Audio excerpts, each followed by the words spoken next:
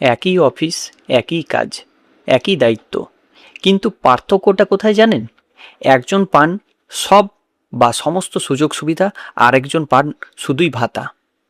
না আছে ভবিষ্যতের নিশ্চয়তা, না আছে নিরাপত্তা। তাহলে প্রশ্ন একটাই, এই চুক্তিভিত্তিক কর্মীরা কি শুধুই অস্থায়ী, নাকি পুরো সিস্টেমটাই ওদের ওপর দাঁড়িয়ে? ভিডিওটি শেষ অবধি দেখবেন, কারণ বিষয়টা আপনাকে ভাবতে বাধ্য করবে। নমস্কার বন্ধুরা, আপনারা দেখছেন আপনাদের প্রিয় চ্যানেল মিস্টার সেলফ স্টাডি। আজকে আমরা এমন একটা বিষয় নিয়ে কথা বলবো যা হাজার হাজার নয়, লক্ষ লক্ষ মানুষের বাস্তবতা। প্রথমে মূল বিষয়টা আমরা একটু জেনে নিই। বন্ধুরা, পশ্চিমবঙ্গের বহু চুক্তিভিত্তিক কর্মী প্রত্যেক দিন অফিসে যান, ঘন্টার পর ঘন্টা কাজ করেন, ফাইল, ডেটা, রিপোর্ট সবই সামলান। অনেক সময় তাদের কাজের চাপ স্থায়ী কর্মীদের থেকেও কোনো অংশে কিন্তু কম নয়। তাহলে সমস্যাটা কোথায়? সমস্যাটা হলো সুবিধায়। স্থায়ী কর্মীরা পান যেখানে পিএফ, গ্র্যাচুইটি, মেডিকেল অ্যালাউন্স বা মেডিকেল সাপোর্ট। আর চুক্তিভিত্তিক কর্মীরা, তারা পান শুধু ভাতা, ভবিষ্যতের নেই কোনো সুনিশ্চয়তা। অসুস্থ হলে নিজের পকেট থেকে টাকা খরচা করতে হয়, বয়স বাড়লে কোনো সুরক্ষা নেই, আর সব থেকে বড় কথা যেটা হলো, যে কোনো সময় কাজ বন্ধ হয়ে যেতে পারে, এক সময় আগাম নোটিশ ছাড়াই।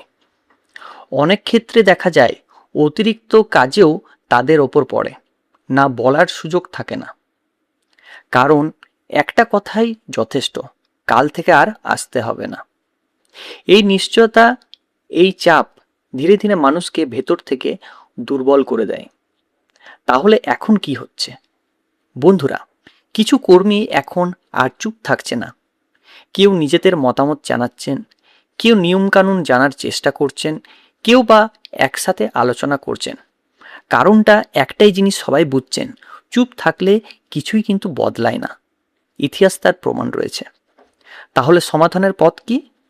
সব থেকে গুরুত্বপূর্ণ, নিজের অধিকার সম্পর্কে জানা, সঠিক তথ্য জানা এবং একে অপরের সাথে যুক্ত থাকা।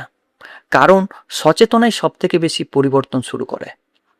বন্ধুরা, চুক্তিভিত্তিক কর্মীরা শুধু অস্থায়ী নন, তারা এই সিস্টেমের একটি গুরুত্বপূর্ণ অংশ, যাদের কাজ ছাড়া অনেক জায়গাতেই কাজ এগোনোই কিন্তু সম্ভব নয়। আপনার কি মনে করেন, এই পরিস্থিতি কি পরিবর্তন দরকার, নাকি সবই ঠিকঠাক চলছে? কমেন্টে অবশ্যই আপনাদের মতামত জানাবেন। ভিডিওটি ভালো লাগলে এবং ইনফরমেটিভ যদি মনে হয় অবশ্যই লাইক এবং শেয়ার করুন। আর এই ধরনের আপডেট পেতে আমাদের প্রিয় চ্যানেল মিস্টার সেলফ স্টাডিকে সাবস্ক্রাইব করে রাখুন। আমি আসবো আবারও নতুন তথ্য নিয়ে। ততক্ষণ ভালো থাকুন, সুস্থ থাকুন। ধন্যবাদ। আশা করছি এই ভিডিওটা আমাদের ভালো লেগেছে। যদি ভালো লেগে থাকে অবশ্যই চ্যানেলটিকে লাইক, কমেন্ট এবং সাবস্ক্রাইব করবেন, এবং পাশে যে বেল আইকন রয়েছে সেটাকে ক্লিক করবেন নিয়মিত সবার প্রথম সঠিক আপডেট পাওয়ার জন্য। সো থ্যাংক ইউ, ধন্যবাদ এই ভিডিওটা শেষ অবধি দেখার জন্য।